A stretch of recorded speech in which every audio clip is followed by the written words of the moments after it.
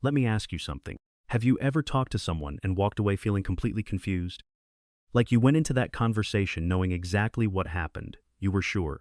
You had no doubt in your mind. But somehow by the time that conversation ended, you were not so sure anymore. You started thinking, wait, maybe I did get it wrong. Maybe I am remembering it differently. Maybe I am just being too sensitive. Maybe I overreacted. And the crazy part, nothing they said actually made sense. But somehow you still ended up doubting yourself. If that has ever happened to you, I need you to stop and listen to this very carefully. You were not confused because you were wrong. You were confused because you were sitting across from a pathological liar, and pathological liars have one special skill above everything else. They do not just lie to you. They make you lie to yourself. They make you question your own eyes, your own ears, your own lived experience. And that right there is why dealing with them the normal way never works. But today that changes completely. I am going to walk you through exactly how to deal with a pathological liar step by step, without losing your mind, without endless arguments that go nowhere, and without letting them slowly pull you away from your own reality. And make sure you stay for step 5, because that is the one most people never figure out, and it is the one that changes absolutely everything. Before we get into the steps, I need to make sure you understand exactly what we are dealing with. Because a pathological liar is not just someone who lies a lot. Everyone lies sometimes. Someone lies because they are scared of getting in trouble. Someone lies to avoid an awkward conversation. Someone lies to protect your feelings. Those are normal human things even if they are not great. A pathological liar is on a completely different level. A pathological liar will lie about things that do not even need to be lied about. They will lie about what time they woke up. They will lie about a conversation that happened an hour ago when you were both sitting right there. They will tell you it was raining outside when you can literally look out the window and see sunshine. And the most confusing part? When you catch them, they do not get embarrassed. They do not look away. They just lie again. Bigger, more confident, with more details added in, looking you straight in the eyes the whole time. For most pathological liars, the lying started very early in life. Maybe telling the truth as a child got them into serious trouble. Maybe lying was the only way to feel safe or get the love they needed. Over time, lying became automatic, like breathing. They do not even think about it consciously anymore. This does not mean you excuse it. It does not mean you allow it to keep hurting you.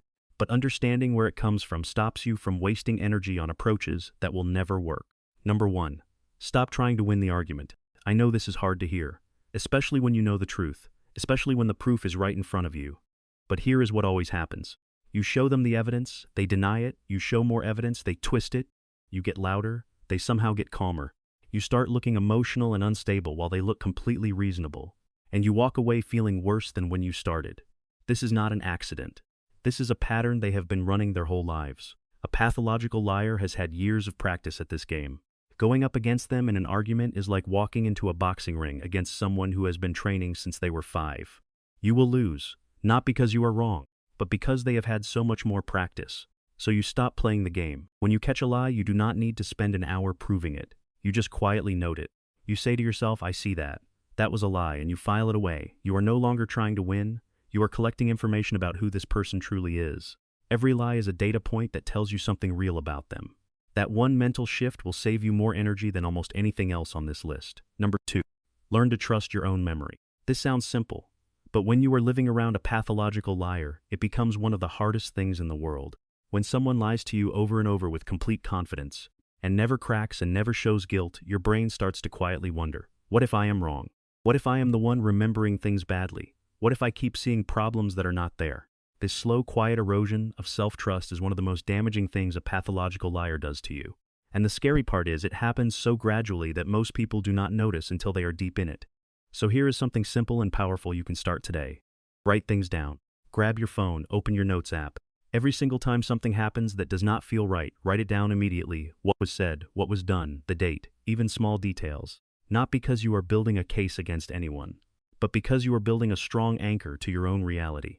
When your mind starts doubting itself, you go back to those notes and you see it clearly written in your own words. That simple habit is what keeps you grounded and stops a pathological liar from slowly rewriting your memories without you even realizing it. Your memory is worth protecting. Start treating it that way. Number 3. Stop trying to fix them. If you have a kind heart, this is probably the hardest step. When you understand that a pathological liar's behavior often comes from pain and fear and a difficult past, your natural instinct is to help. You think, if I am just patient enough, if I love them enough, maybe I can help them become more honest. So you try. You have gentle conversations. You share how their lying affects you. You give them chances. You forgive them again and again. But here is the truth that took many good people far too long to accept. You cannot love someone out of being a pathological liar.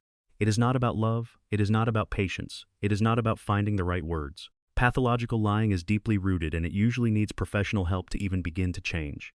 Not the kind of help you can give them no matter how much you care. Every time you try to fix them, two things happen. First, you exhaust yourself. Second, you give them more information about your emotions and reactions that they will use later without even thinking about it. You are not their therapist. You are not their solution. Stop carrying that weight. It was never yours. Okay, stop for 1 second. Think about how long you have been dealing with this person. Think about how many conversations you have walked away from feeling tired and confused and like something is just not right. How long has this been going on? If the answer is more than just a few times, the tiredness you feel is real, the confusion is real, and none of it is your fault. The next 3 steps are where things really shift. These are the ones that give you your power back. Number 4, change what you share with them. Most people never think about this, but it is one of the most practical things you can do immediately. You probably talk to this person like you would talk to anyone close to you. You share your plans, your worries, your personal life. You are open because that is just what you do with people you spend time with. But a pathological liar does not process that information the way a trustworthy person does. Every personal thing you share becomes material. They might use it to manipulate a situation later. They might repeat it to others in a twisted version. They might use your own words against you when you least expect it. So you start being more deliberate about what goes in. Think of it like a filter. You do not have to be cold or rude. You can still be friendly and warm. But your real plans, your real fears, your real emotions, those stay private. Those are for people who have earned that access. Casual conversation is fine. But the deep stuff stays close to your chest. The moment you start doing this consistently, you will feel an immediate difference in how much power their behavior has over your daily life. Number 5, decide exactly how much space this person gets in your life. This is the most important decision you will make. And the answer is not always to walk away completely. Sometimes this is your parent, your sibling, someone you work with every day, someone you genuinely love who has a deep problem they may not even fully understand themselves. In those situations, completely removing them might not be possible or even what you want. But what you can always control is the distance. Think of it like a volume knob, not an on and off switch. A knob you turn up or down depending on what you need. Less frequent contact, lighter conversations, less access to the emotional parts of your life. You keep them at a distance where their lying can no longer reach the things that truly matter to you. But I have to be honest about the other side too. If this person is causing you real harm, if your peace is constantly being stolen, if you feel anxious every single time you are around them and nothing ever changes, then the most loving thing you can do for yourself is to create serious distance or walk away entirely. Not in anger, not as revenge, but as a quiet act of self-respect.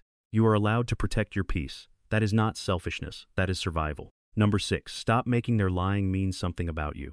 When someone lies to you over and over, it is natural to take it personally. You start asking yourself painful questions.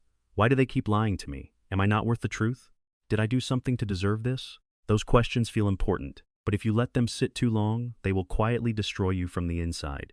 Because here is the truth most people never fully land on. They do not lie to you because of you. They lie to everyone, their boss, their friends, strangers they just met, people they love, people they barely know. The lying is not targeted at you. It is a pattern they carry everywhere. It existed long before they ever met you. You did not create this. You cannot cure it.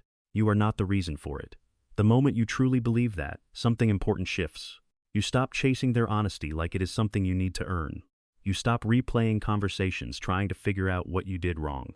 You stop measuring your worth by whether they choose to tell you the truth. You start seeing their lying for exactly what it is, a reflection of something unresolved inside of them. Nothing to do with your value as a person. That separation between their behavior and your identity is what finally gives you your freedom back.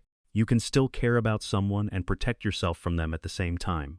Those two things are not opposites. They can absolutely exist together. Let me pull this all together.